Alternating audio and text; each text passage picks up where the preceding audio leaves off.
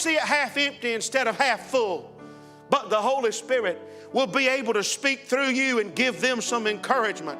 I tell you, we're called to talk about freedom and preach them and tell them that this is the time of hope and this is the time of help. But without the power of the Holy Spirit in our lives, we'll never be able to do what He wants us to do. I'll never be able to minister to people like that without the presence and the Spirit of God in my life. I want you to know Jesus, the Spirit of God was on Him to help Him or to anoint Him. And listen, if the Holy Spirit was Jesus' helper, how much more does He need to be my helper? If Jesus said, I've got to have Him to be able to minister, I've got to be able to do the things I need to do.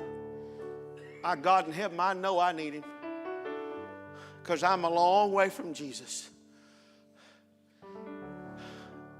Always a few wet blankets that can smother out some wildfire. I'm not worried about any of that.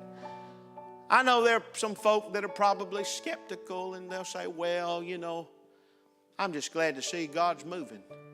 I'm glad to hear the reports that Lee University and some of these other places, some other colleges, I'm glad to hear these things.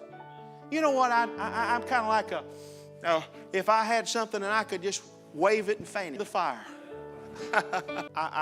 It's nothing I've done. I can't explain anything. It's real, right?